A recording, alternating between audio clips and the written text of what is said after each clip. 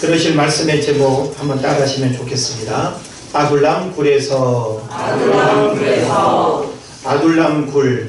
오늘 여러분들이 아둘람 굴을 주목하면서 아둘람 굴에 대한 의미와 또 오늘 우리가 깨달아야 될 메시지가 무엇인가라고 하는 사실을 잘 경청하시기를 바랍니다. 여러분은 어려움과 위기를 만날 때 피난처가 어디입니까? 우리는 나름 어떤 어려움을 만나면 나 어디로 달아나야지, 어디로 숨어야지, 어디 가면 내가 보호받을 수 있을 거야, 안전할 거야 라고 하면서 나름대로 생각하고 있는 피난처 내지는 은신처가 다 있을 겁니다. 아마 일반 사람들에게 이 질문을 한다면 결혼한 주부들에게 있어서는 어디가 제일 피난처가 될까요? 친정. 그래서 친정만큼 좋은 곳이 없고 또 늘 이렇게 결혼 이후에는 친정에 대한 그리움과 또 친정 식구들과 함께 했던 그런 시간들을 끊임없이 기억을 할 겁니다.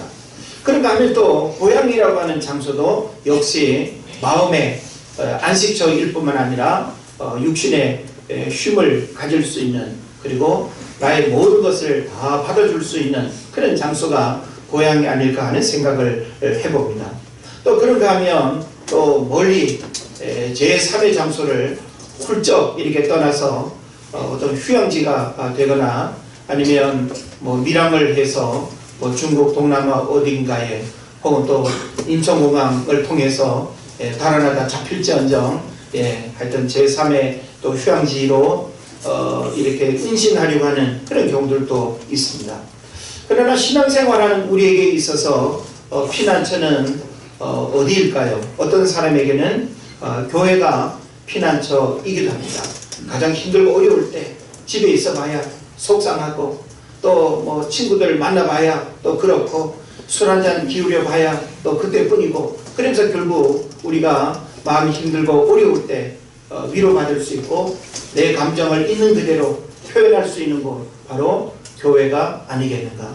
또 그런가 하면 기도원이라고 하는 장소도 우리가 또 신앙적인 또 쫓김과 또 고통과 현실의 어려움을 만날 때에 마음의 쉼을 우리가 누리면서 또 추스리고 다시금 회복할 수 있는 그런 장소가 기도원이 아니겠는가 하는 생각을 해봅니다.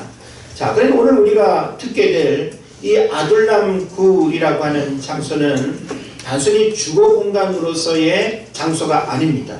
한마디로 말하면 도피처, 피난처, 은신처. 그래서 아둘람이라고 하는 이 단어 자체가 피난처, 은신처 이런 뜻을 가지고 있는 거예요. 그래서 다윗이 사울에 쫓겨서 그냥 여기 갔다 저기 갔다, 왜냐하면 끊임없는 그 긴장과 두려움 속에 자기 생명 보존을 위해서 계속 도망을 가야 하기 때문에 안전한 장소가 사실은 없는 거죠.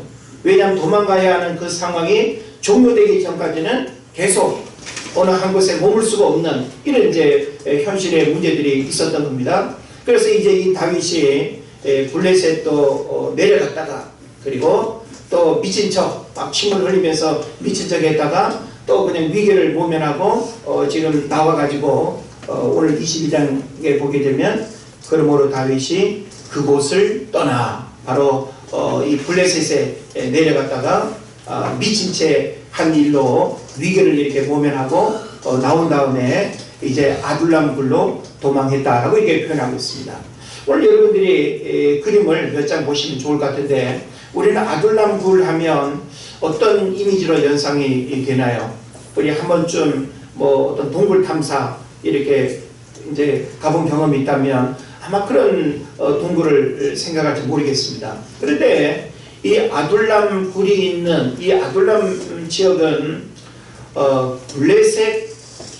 블레셋의 영향력 안에 있으면서 유대로부터는 좀 벗어나 있는, 그러니까 사울 왕으로부터 좀 이렇게 그 손이 미치지 않는 그런 위치에 있으면서 블레셋의 땅에 속해 있는 그런 이제 지역이 되는 겁니다. 그리고 또 이 블레셋은 우리가 생각하는 아주 춥고 깜깜한 그런 어떤 동굴보다는 아주 지역 자체도 이런 곳에 저런 동굴이 있나 싶을 만큼의 아주 이 목초지가 푸르른 그런 장소를 우리가 보게 됩니다. 자, 몇 장 사진을 좀 볼까요? 예. 자, 그림 좋죠? 예. 이건 바로 아둘람 굴이 있는 지역이에요. 그러니까 우리가 생각하는 아주 험한 바위산, 뭐 깊은 동굴 이런 현상이 아니라 바로 이렇게 텐트 치고 하룻밤 캠핑해도 좋을 만큼의 괜찮은 분위기의 지역에 있습니다. 그래서 이런 지역에 아둘람 굴이 있는데, 자, 넘어가면요. 예. 그래서 아둘람 굴 입구가 보이는데, 요 굴은 다윗이 당시에 은신했던 그 굴은 아닐 수 있습니다. 다만 아둘람이라고 하는 그 지역에 석회암 동굴이 여기저기 이런 모양으로 많이 있는데 그 많은 동굴 중에 하나였을 거다라고 이렇게 추론을 해보면서 오늘날 성지순례를 가게 되면 이제 아둘람 굴을 우리가 성경에서 보게 되니까 아둘람 굴이 어디에 있을까, 어떻게 생겼을까, 또 어떤 곳에서 숨었을까라고 하는 이제 생각을 하게 되잖아요. 그래서 오늘날도 이제 성지순례를 가게 되면 이런 장소를 이렇게 경험하면서 아마 그 석회암 동굴이 많이 있는데 석회암 동굴 중에 아마 한 장소를 아둘람 굴로 이해하시면 좋겠습니다. 요거 이제 보는 지역에 이제 입구를 여러분 보실 수 있고요. 그리고 관광객들이 입구를 통해서 이렇게 내려가면 굉장히 아주 그 높고 넓은 그런 공간을 또 이렇게 이제 관광할 수가 있는 겁니다. 제가 보이나요? 예, 비슷한 사람만 보이죠? 예, 저는 아닙니다. 예, 그 다음에 하여튼 뭐 동굴 내부입니다. 예, 동굴 내부가 뭐 이렇게 생겼고, 그러니까 아주 좁고 또 깊은 그런 동굴보다는 이렇게 높고 넓은 그런 광장처럼 이렇게 여겨질 수 있는 그런 석회암 동굴이 되겠습니다. 그냥 계속 쭉 보시죠. 이런 동굴 모양. 그래서 석회암 지역이다 보니까 동굴이 많아요. 이스라엘은 이 집안 자체가 석회암 동굴이기 때문에 이런 동굴이 이제 많다는 거.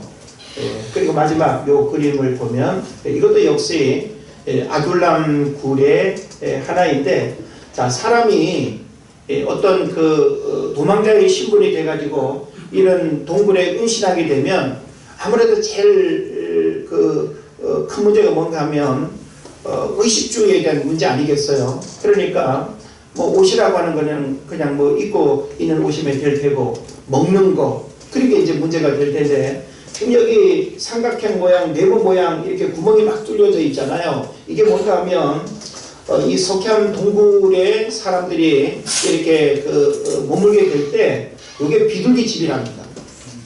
비둘기집. 그래서 비둘기는 워낙 번식력도 좋고, 비둘기를 이렇게 이제 키우게 되면 비둘기가 이제 양식이 될 수 있는 거예요.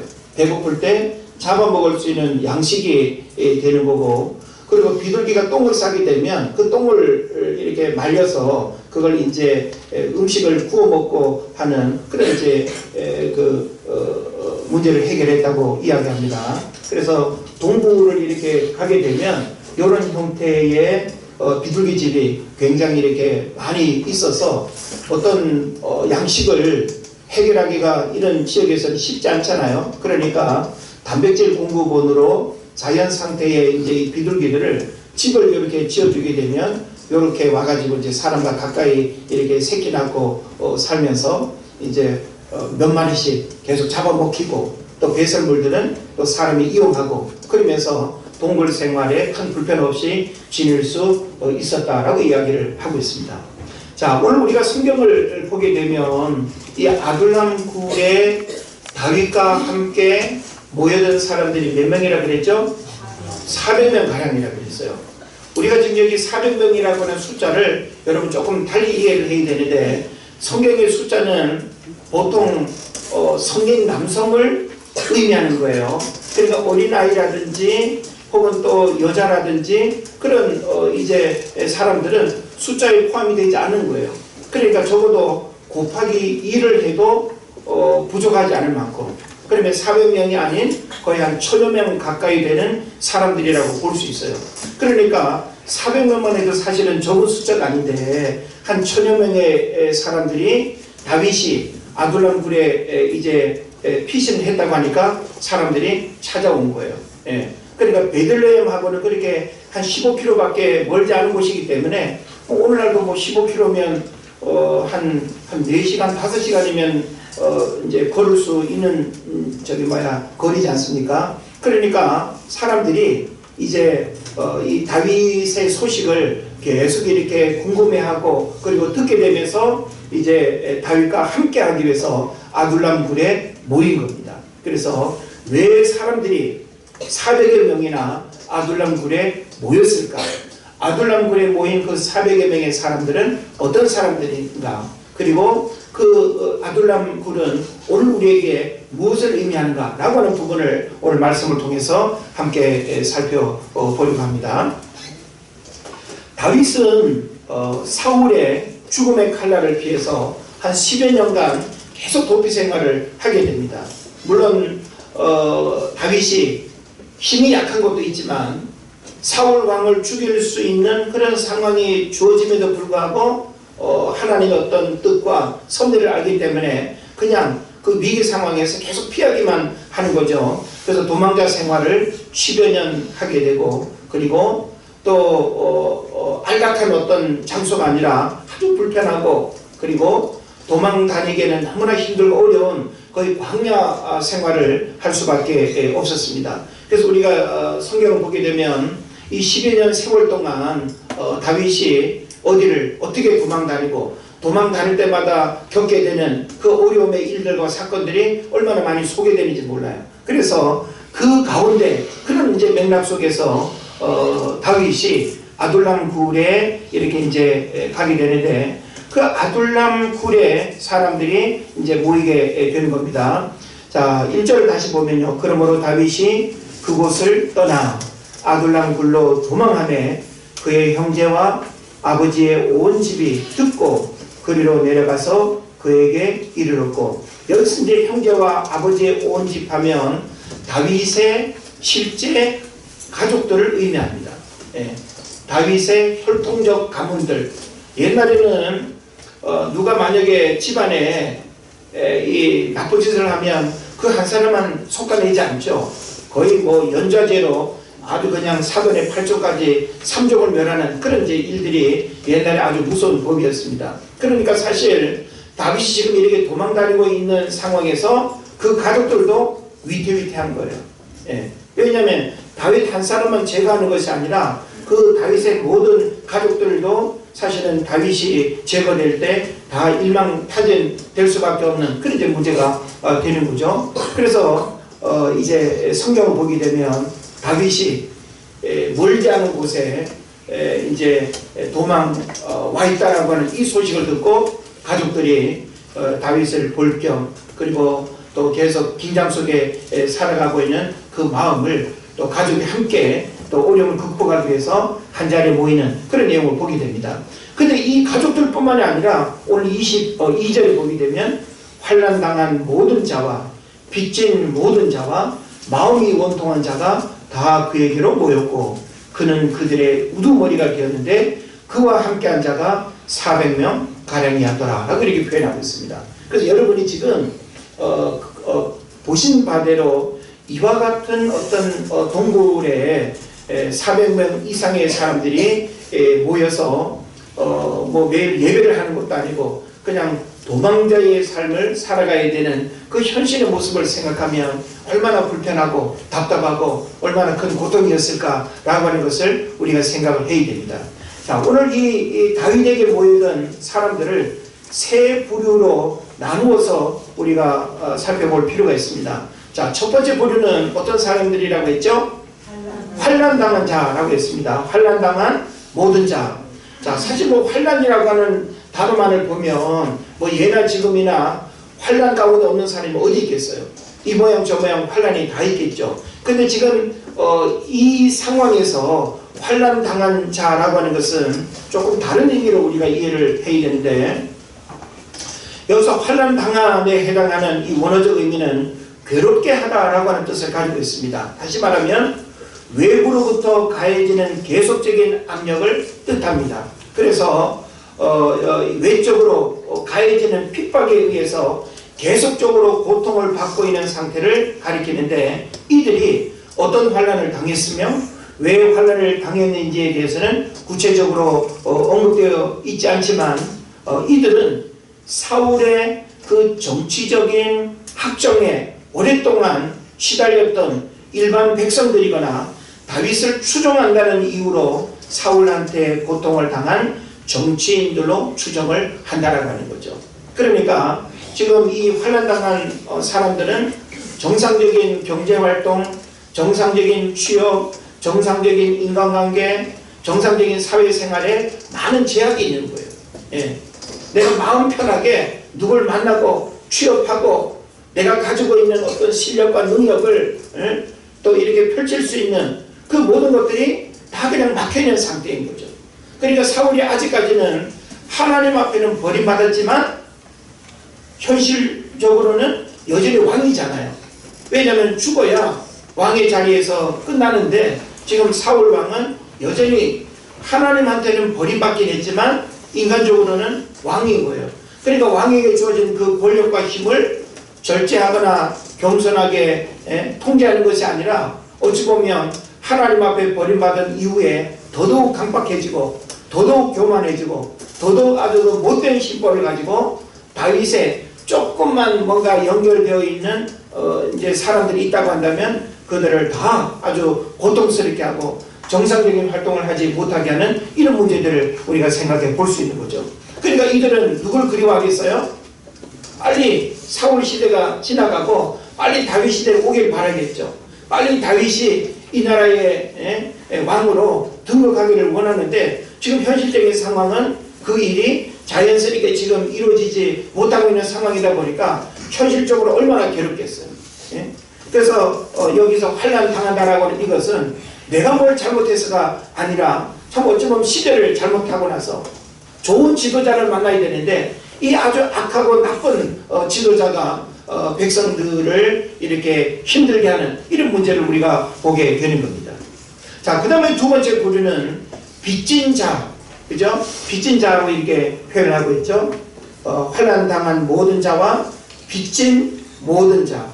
그럼 여기서 빚진 모든 자는 누가 또 될까요? 역시 원문을 직역하면 그에게 이자를 내는 모든 사람, 이렇게 이제 말할 수 있습니다. 다시 말하면 사울로 우리가 볼 수도 있고 빚진 자들에게서 이자를 받는 체주로 볼 수도 있습니다. 이 단어는 단순히 빚진 상태만을 가리키는 것이 아니라 고리대금에 의한 높은 이자를 갚지 못하는 상황에서 저당 잡힌 재산을 몰수당한다는 의미에서 강탈하다라고 하는 의미도 갖고 있습니다. 따라서 이 표현은 빚을 진 자뿐만 아니라 빚을 갚지 못해서 재산을 몰수당하거나 노예의 신세로 전락하여 체주에게서 도망친 자들을 포함한다라고 이렇게 볼 수 있습니다.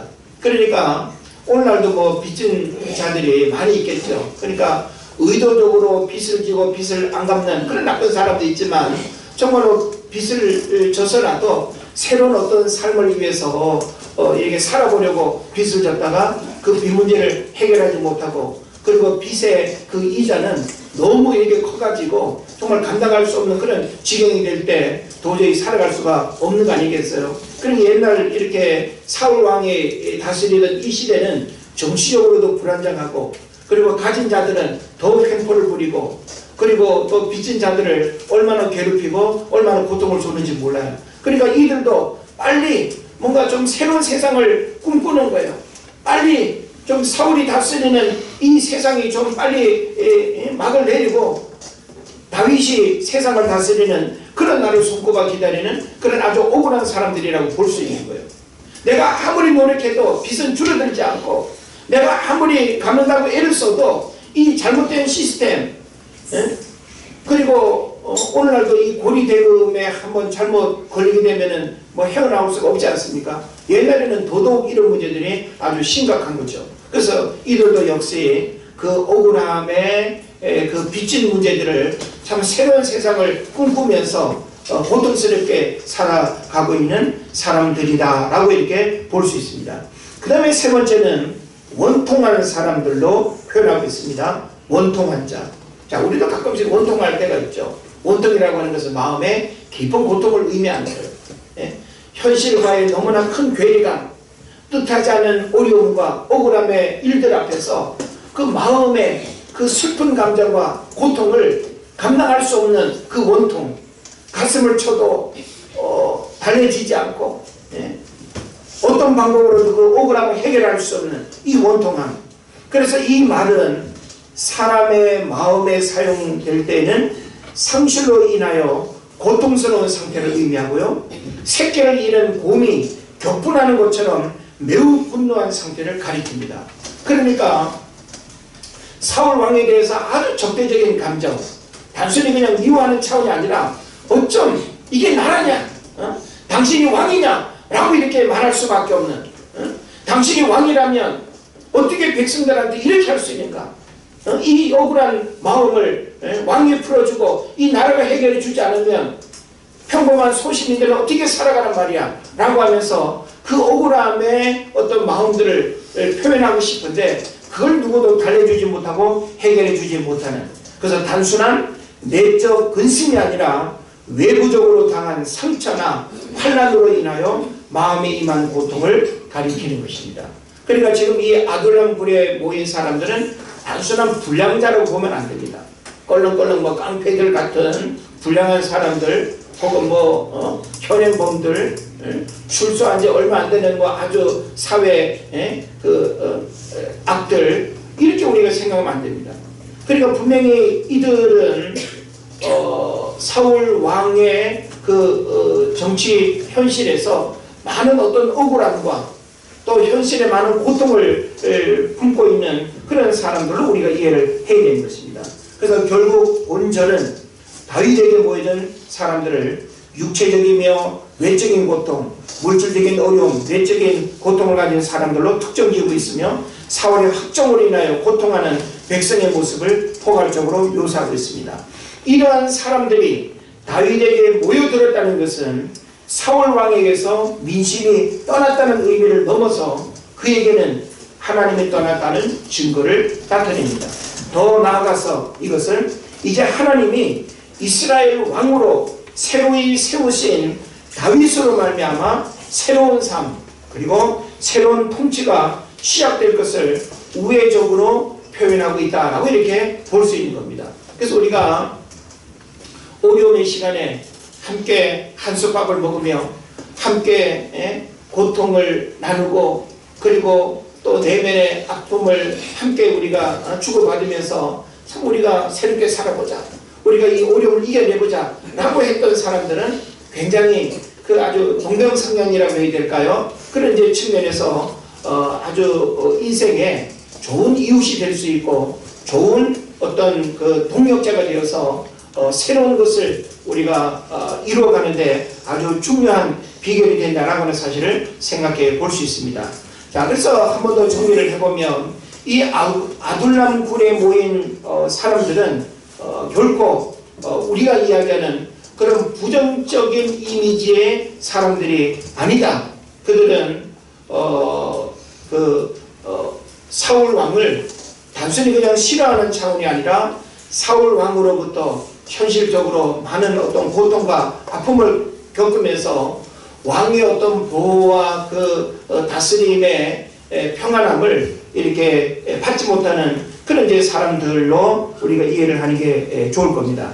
자, 그래서 이 다윗은 그들과 새로운 세상을 기대하며 바라보는 지도자였습니다. 그래서 사울에게는 마음이 떠났고 또 다윗을 새로운 지도자로 고대하는 사람들이었죠. 그래서 현실적으로는 더 이상 희망이 없는 고통스러운 상황에서 다윗과 함께하는 것이 오히려 의미 있는 삶의 선택이라고 생각을 한 것입니다. 자, 자, 오늘 우리는 이와 같은 간략한 아둘람 굴의 내용을 우리가 살펴보면서 오늘 우리는 아둘람 굴에 모인 사람들과 같지 않을까? 오늘 저와 여러분이 만나 예배하는 우리의 만남, 우리의 모임이 어찌 보면 다윗을 예수님으로 우리가 생각을 해본다면 그 예수님을 중심으로 해서 새로운 세상을 꿈꾸고 우리가 세상 왕으로부터는 우리가 문 밖을 나가면 한 나라의 대통령이 다스리는 통제를 받죠. 또 한 나라의 또 정치 지도자들이 만드는 많은 정치적인 그 영향력 아래 우리가 분명히 살아갑니다. 그러나 그 모든 어떤 제도와 시스템은 우리에게 진정한 만족과 행복을 보장해 주지 못해요. 그런 면에서 우리는 아둘람 굴에 모인 사람들로서 세상을 부정한다기보다는 더 나은 세상을 바라보는데, 더 나은 세상은 예수 그리스도를 중심으로 해서 그분으로부터 주어지는 삶이야말로 우리는 진정한 행복과 축복을 누리는 삶이 된다라고 하는 사실을 여러분 깨달으시기를 바랍니다. 그래서 우리에게 필요한 것은 뭘까? 우리가 이 아둘람 굴에 모인 사람들과 같다라고 할 때 우리는 새로운 세상을 꿈꾸는 자들이다라고 이렇게 볼 수 있습니다. 여러분, 우리가 이 땅을 살아가면서 새로운 세상은 우리의 노력으로 만들어지고 우리의 노력으로 세상이 바뀌어지는 게 아니에요. 그래서 우리는 오직 하나님으로, 오직 하나님이 새롭게 세상을 보게 하시고 세상을 살아가게 하는 그 힘과 능력으로 우리가 새로운 세상을 만들어야 된다라고 하는 사실을 여러분 믿으시기를 바랍니다. 한국사를 아이들과 함께 가르치면서 공부를 해보니까 참 구한말에 이 주변 나라를 보게 되면 참 세상이 많이 이렇게 바뀌고 있는데, 조선이라고 하는 나라는 이 쇄국 정책으로 그냥 문빗장을 탁 그냥 잠궈놓고 뭐 서양의 어떤 문화나 문물을 받아들이려고 하지 않는 거예요. 예? 그래서 중국 청나라만 하더라도 양모운동으로 이 유럽에서부터 들어오는 많은 서양 문물들을 이렇게 받아들이고, 일본 같은 경우는 메이지 유신을 통해 가지고 아주 우리나라와 비교할 수 없는 아주 차원 높은 그런 이제 문화를 이렇게 누리면서 살아가고 있었단 말이에요. 그러다 보니까 이 일본에서는 메이지 유신 이후에 이토 히로부미가 수상이 돼가지고 정한론을 품게 됩니다.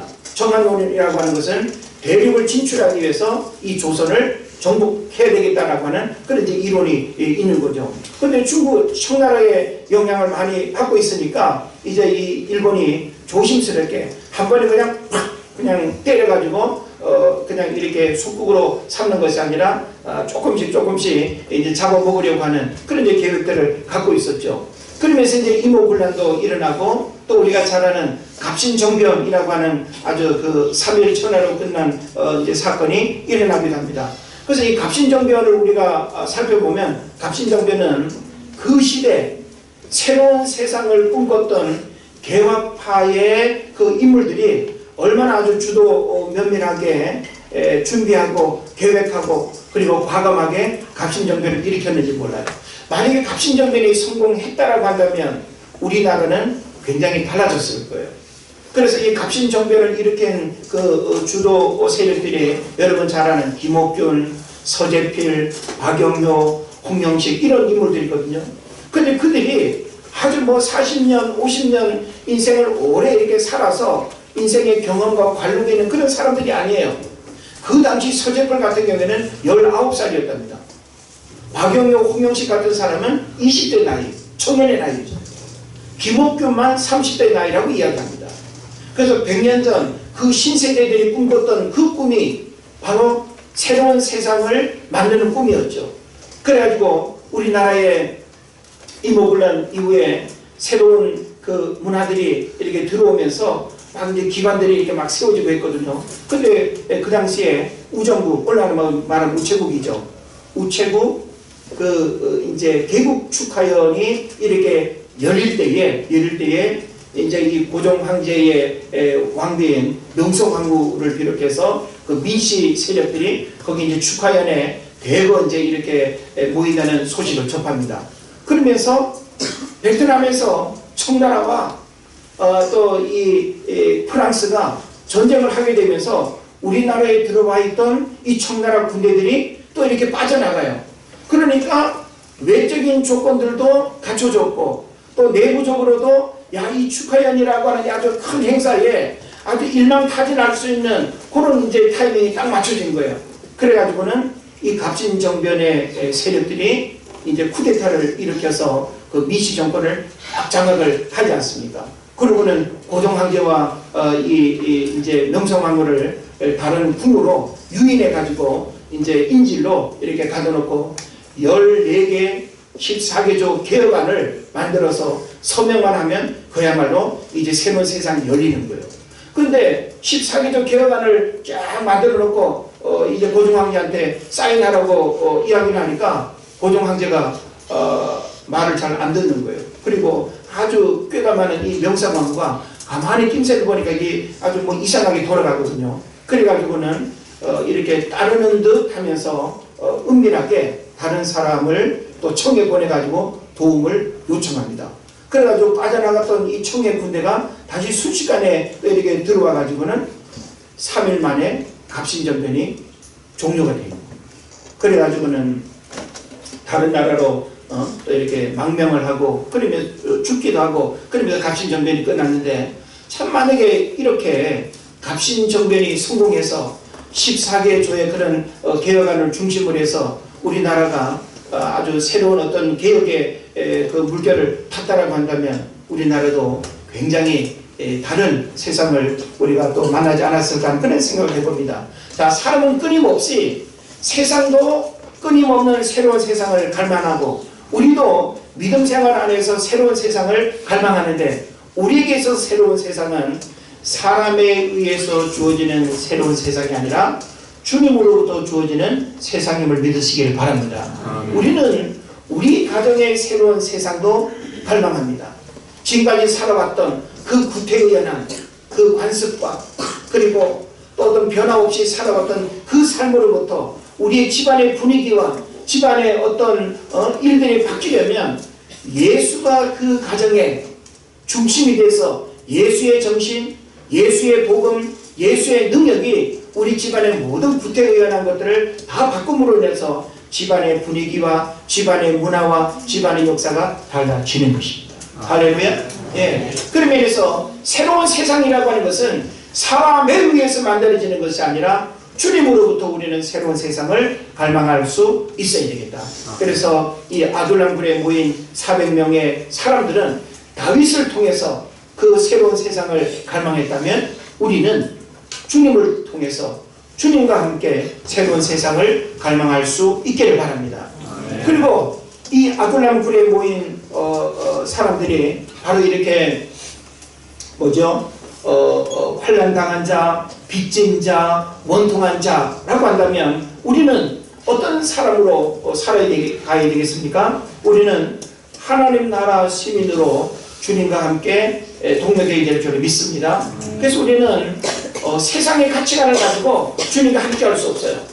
우리가 주님으로부터 새로운 세상을 갈망한다면 우리는 그 주님과 함께하는 믿음의 원리를 우리 삶에 적용하고 그렇게 살아갈 수 있는 그런 하나님 나라 시민이 되는 것이 너무너무 중요합니다. 예. 우리가 하나님 나라 시민이 되어질 때 그 주님과 함께 새로운 세상을 펼쳐갈 수 있는 것이죠. 그래서 우리가 하나님 나라 시민이 된다라고 하는 이것은 바로 아둘람굴에 모여든 그들과 같은 맥락에서 저와 여러분이 그런 신분의 변화가 있어야 된다는 것 믿으시기를 바랍니다. 그리고 또 우리는 복음을 듣고 그 능력을 힘있는 삶을 살아야 됩니다. 아둘람굴에 모인 사람들은 나중에 어떻게 됐을까요? 사무엘하 23장을 보게 되면 다윗이 자신에게 가장 귀한 나라의 장수들, 기둥들을 소개하고 있는데 그들이 누구인가 하면 바로 이 아둘람 굴속에서부터 만나 동고동락한 자들이었습니다.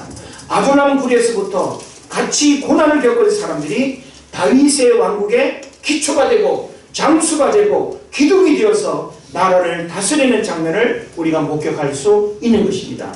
그래서 처음에 자신에게 부담만을 안겨주던 그 사람들이 후에는 자신의 목숨을 구하고 생명을 다해 충성하는 그런 왕국의 기초가 되었던 것입니다.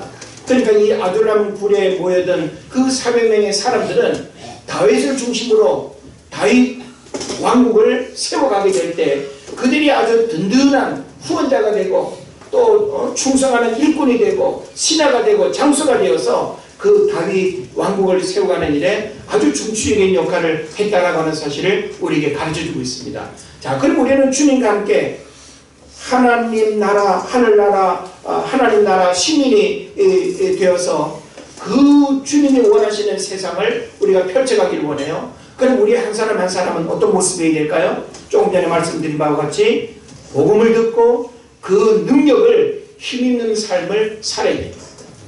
그래서 여러분 개인이 복음으로 충만해야 되고 복음의 능력이 여러분을 통해서 강하고 뜨겁게 드러나게 될 때 바로 하나님 나라는 새로운 세상을 만들어가는 아주 중요한 통로가 된다라고 하는 사실을 여러분 믿으시기를 바랍니다. 그래서 이제 우리 은혜제일교회 성도들은 주님과 함께하는 생명 공동체로 세워져야 됩니다. 여기 생명 공동체라고 하는 것은 주님과 분리될 수 없는, 그리고 저와 여러분이 그냥 뭐 누구 때문에 삐지고 보기 싫고 뭐 만나기 싫고 그런 이유들로 공동체의 관계성을 깨뜨리는 것이 아니라 우리는 주님과 함께 생명 공동체를 이루어가는 주 안에서 하나 되어야 된다라고 하는 사실을 믿으시기를 바랍니다. 그래서 이 아둘람 굴에 모인 400명의 사람들은 생명 공동체였어요. 다윗과 함께 죽어도 같이 죽겠다. 다윗과 함께 고생도 내가 같이 이겨내겠다.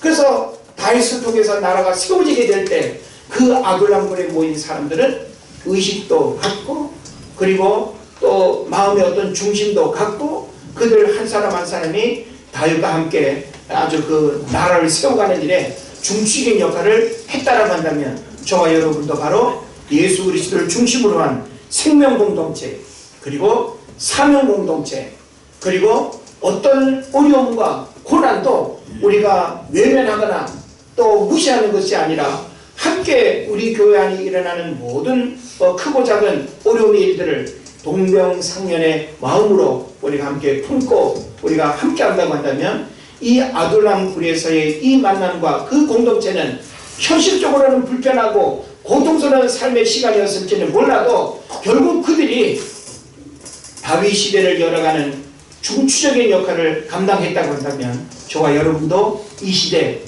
주님과 함께 새로운 믿음의 세상을 열어가기를 원한다면 여러분 한 사람 한 사람이 견고한 믿음의 사람으로 세워지기를 바라고 복음의 능력을 여러분이 정말 드러낼 수 있는 그런 강한 믿음의 사람 되어서 하나님이 저와 여러분을 통해서 우리 은혜제일교회 이 생명 공동체를 통해서 놀라운 생명의 역사들이 뜨겁게 일어나기를 주의 이름으로 축원을 드립니다. 기도합시다. 하나님,